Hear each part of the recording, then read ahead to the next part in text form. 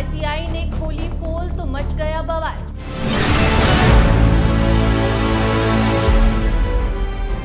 नमस्कार, star TV Bihar देख रहे हैं आप और मैं आपके साथ वंदना। बिहार की सियासत में जातीय पहचान से जुड़ा एक पुराना विवाद अब सरकारी फाइलों और आरटीआई के डॉक्यूमेंट्स तक पहुंच गया है। सवाल सीधा है लेकिन जवाब बेहद उलझा हुआ है।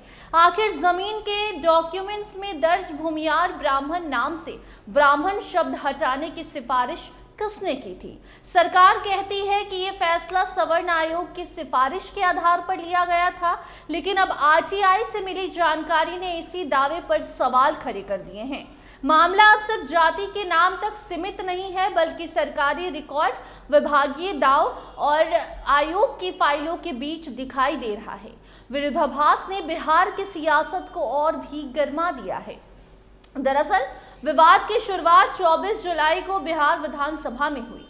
भाजपा विधायक और पूर्व मंत्री जीवेश मिश्रा ने जमीन से जुड़े डॉक्यूमेंट्स में जाति का नाम भूमियार ब्राह्मण दर्ज किए जाने पर मांग उठाई। इस पर सरकार की ओर से उप मुख्यमंत्री विजेंद्र प्रसाद यादव ने जवाब दिया कि भूमियार ब्राह्मण का नाम बदलकर भूमियार किए जाने के पीछे सवर्ण आयोग की सिफारिश थी। उन्होंने कहा कि इसी अनुशंसा के आधार पर साल 2015 के आसपास नाम में बदलाव किया गया और फिलहाल इसे दोबारा बदलने का कोई प्रस्ताव नहीं है। सरकार की ओर से दिए गए इस जवाब के बाद मामला शांत होने के बजाय और ज्यादा चर्चा में आ गया। वजह बनी आरटीआई से सामने आई जानकारी। जी हां, सूचना के अधिकार के तहत मांगी गई जानकारी में उच्च जातियों के विकास के लिए राज्य आयोग, जिसे पहले सवर्ण आयोग के नाम से जाना जाता था, उसकी ओर से बताया गया कि उसकी संचिका में ऐसा कोई जिक्र नहीं है जिससे ये साबित हो कि आंध्री की रिपोर्ट सामान्य प्रशासन विभाग को भेजी गई थी।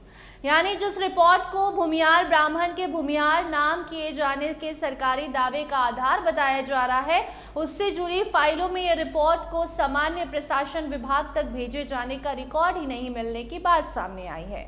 यहीं से पूरा विवाद और गंभीर हो गया है। वहीं उप मुख्यमंत्री विजेंद्र प्रसाद यादव ने अपने विधानसभा में दिए गए बयान को लेकर कहा कि उन्होंने वही जानकारी सदन में सामने रखी जो सामान्य प्रशासन विभाग के अधिकारियों की ओर से उन्हें बताई गई थी।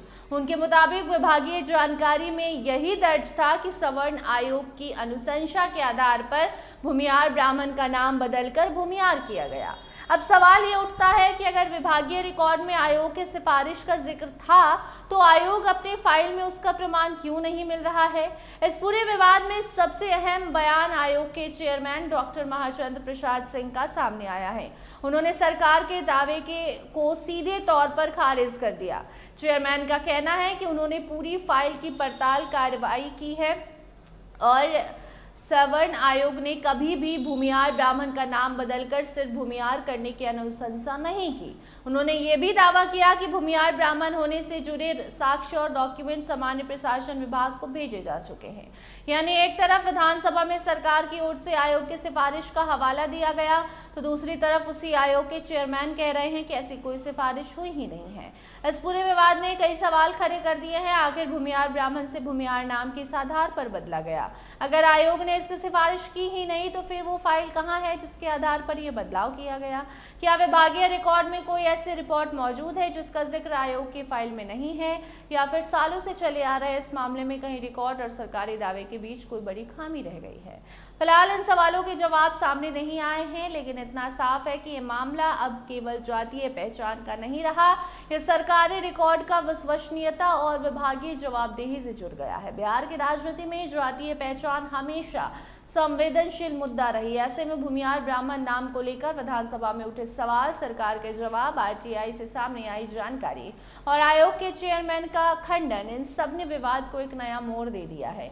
अब निगाह इस बात पर है कि आखिर वो मूल फाइल और सिफारिश सामने आती है या नहीं, जिसके आधार पर भूमियार ब्राह्मण का नाम बदलकर भूमियार किया गया था। इस विवाद से जुड़ा कोई नया अपडेट आता है तो उसे आप तक जरूर पहुंचाएंगे। देखते रहिए स्टार टीवी बिहार। धन्यवाद।